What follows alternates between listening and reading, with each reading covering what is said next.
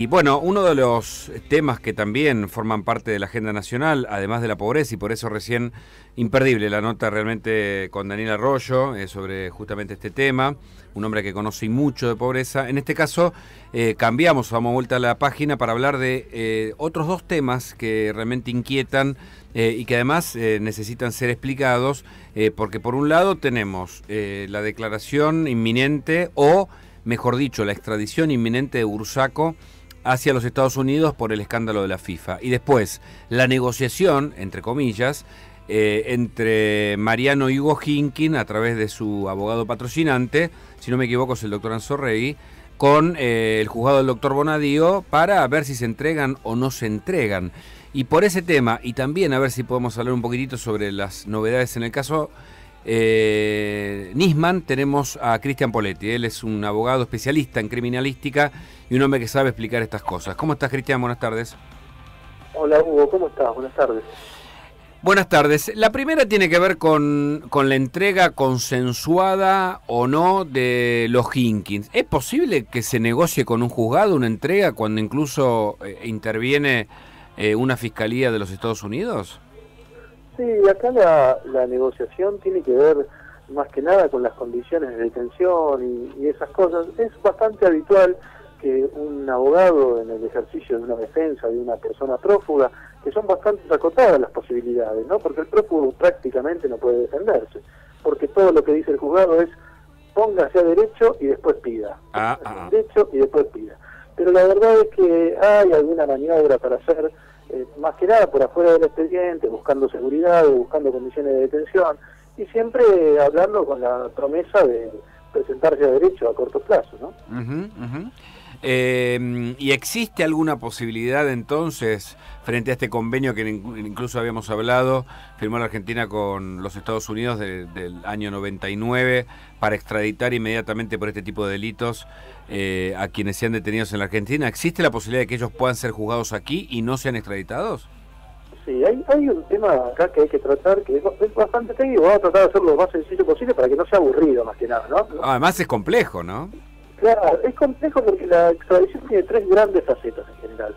La primera es la faceta del ámbito diplomático, donde viene la requisitoria, llega a la diplomacia argentina, al Palacio San Martín, y el Palacio lo manda al juzgado federal de turno de la zona del domicilio de la persona donde que están requiriendo de extradición, ¿no? Ahí lo agarra el juez federal de turno, Martínez Giorgi primero, ahora Bonadío, que era el que estaba verdaderamente de turno, y debe disponer una suerte de detención que tiene que ver con venga que lo detengo para tramitar la extradición, ¿sí? Es una detención a los efectos de tramitar la extradición que, bueno, puede ser obviada o exceptuada por determinadas cosas, bastante similar a los casos de excarcelación que hay vigentes en la Argentina. En este caso, lo que se ha hecho aquí fue... y la tercera de las facetas de la extradición es la faceta política. Una vez que ese juez decide, luego de un mini juicio oral, que manda o no manda a la persona, viene la faz política. Y ahí es donde empiezan las controversias, porque la faz política es el titular del Poder Ejecutivo, la presidenta de la Nación en este caso, decide si manda o no manda, y la propia ley, la ley marco de extradiciones y la misma ley que hace el convenio del año 99 que vos mencionabas con Estados Unidos, sí, da algunas pautas para eso, ¿no? Primero, la ley dice: no vamos a negar a los nacionales, porque en general los estados niegan a sus propios individuos, ¿sí? A sus propios ciudadanos. Sí, claro. Dame que lo juzgo yo. Bueno, acá uno se somete a esa ley y tanto Estados Unidos como nosotros dijimos: no vamos a negar a los nacionales. Pero recordemos que acá hay una causa doméstica. Acá hay una causa que instauró, previa a una denuncia, la AFIP, con un involucramiento similar de las personas que están siendo juzgadas o están siendo investigadas por Estados Unidos. Entonces, ahí hay una pauta que, si bien no impide en modo alguno la extradición, porque incluso hay un articulito de esa ley que vos mencionabas con Estados Unidos del año 99, que habla de, creo que es el artículo 9, que habla de la extradición provisoria para que lo juzguen allá y después viene, ¿sí? La realidad es que el proceso allá es un proceso que demora mucho tiempo y que tiene una pena muy grave, y acá hay un proceso, o está iniciándose un proceso bastante similar. Y yo digo: señores, yo soy nacional, ¿me van a juzgar dos veces por la misma cosa? No, espérese, que me juzgue el juez natural mío, que me juzgue el juez de acá. ¿Sí? O sea que pueden lograr evitar la extradición, entonces. Yo no sería tan optimista, pero sí diría, la extradición no tiene el camino tan sencillamente allanado como si no hubiera acá una investigación doméstica. Es decir, que la causa acá, como bien habías explicado en la anterior nota que te hicimos, puede justamente, bueno, puede ser utilizada por ellos para evitar ser extraditados. Y a propósito de eso, el otro elemento... Panorama para una defensa técnica en este caso, que exista una causa doméstica con un objeto procesal idéntico. Eso es el mejor panorama. Ok. Y a su vez, ¿es posible la excarcelación? Es decir, que es lo que creo que están pidiendo incluso en este caso el abogado o el estudio de abogados que defiende a los Hinkins.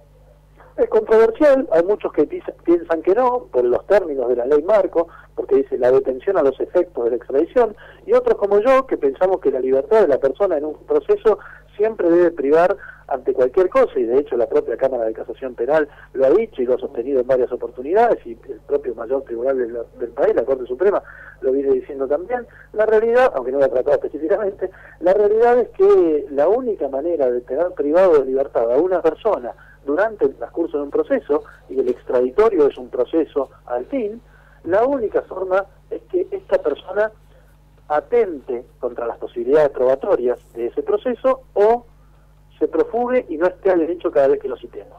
No otras circunstancias. Y si esta persona dice, no, yo no me presento porque no están dadas las condiciones, pero yo quiero presentarme, entonces yo no puedo pensar mal de ellos y debiera darle las posibilidades de permanecer en libertad mientras es juzgado.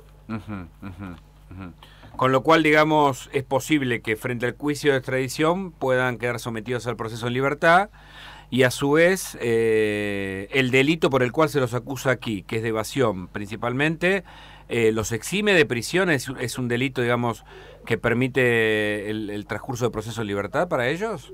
Es un delito con una pena muy severa, pero que en ciertas circunstancias, de no existir riesgo procesal, podría permitir en ellos la posibilidad de permanecer en libertad durante el proceso.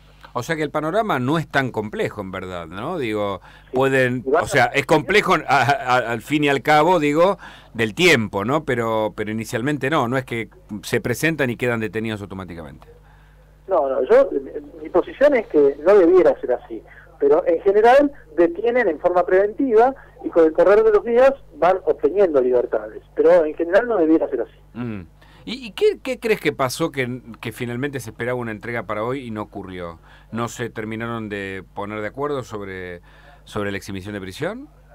Yo creo que es más una especulación de información que sale, vaya a saber si de los propios protagonistas o de otro lado, pero tiene que ver más con una especulación informativa que con una realidad. Porque yo me imagino que los defensores están esperando que resuelva la Cámara, ¿no? Y la Cámara no es día de acuerdo hoy para que resuelva, así que bueno. Y la última, te llevo al caso Nisman, a propósito de el informe criminalístico, justamente el terreno en el que sos experto, en donde no se ponen de acuerdo, ¿no? En un caso se habla de suicidio, bueno, ninguna novedad, y en el otro de que no había, de que no estaba solo el fiscal y que había otra persona en el baño al momento de la muerte del fiscal. ¿Qué pensás alrededor del informe? Y yo me inclino siempre por las hipótesis de máxima, este tipo de controversia. Siempre me parece que es mucho más sano la continuidad de la investigación que el cerrar un expediente de esta naturaleza, y más con las personas involucradas frente a un dictamen pericial que dice esto fue una autoagresión. Yo creo que sería mucho más sano por parte de la fiscal interviniente y del juez que si hay una opinión controversial que viene de la mano de expertos de muchísimos años de profesión y de experiencia, ¿no? Hablamos del doctor Raffo, para mencionar solo uno de ellos, que bueno, si viene de la mano de esos nombres, por más que representen intereses particulares, como es el de la querella, yo creo que han solventado su opinión con un informe técnico, un informe científico. Entonces me parece que la investigación se impone como con una continuidad, ¿no? Y no cerrarla frente al dictamen de los peritos oficiales que dicen que hubo una autoagresión. Como una continuidad significaría a priori o implícitamente el suicidio y no el homicidio. No, yo creo que se impone que la investigación continúe, que continúe con las hipótesis de máxima. Yo tengo, por un lado, la opinión de la pericia oficial que dice se autoagredió Y por otro lado, los peritos de parte que dicen, no se autoagredió, sino que fue un homicidio por esto. Yo agotaría esas posibilidades probatorias. La que me está sugiriendo la parte que representa la hipótesis máxima, que es en este caso la querella representada en este caso por Sandra Arroyo Salgado. Claro. No, y además faltan los resultados de las pericias informáticas, ¿no? Que van a estar en varios días más, digamos, en muchos, me dijeron algunas fuentes. Un estándar de investigación que obligatoriamente debe elevarse, porque estamos hablando de una persona que no era una persona común, sino que era un fiscal federal con 5 capturas pedidas, 5 circulares rojas del Jefolá. Es decir, que estamos frente a un personaje muy especial que ha perdido la vida en este objeto procesal, ¿no? Bueno, muy interesante siempre escucharte y seguramente lo volveremos a hacer para que nos aclares y nos ilumines un poco este panorama, ¿no? Donde está por un lado el escándalo de la FIFA. Bueno, no nos quedamos solamente con la parte internacional, sino hablamos de los involucrados a nivel nacional y también del caso Nisman. Cristian Poletti, te mando un abrazo, gracias por el contacto. Un abrazo grande, Hugo, gracias por llamar, hasta luego. En Tardes Peligrosas,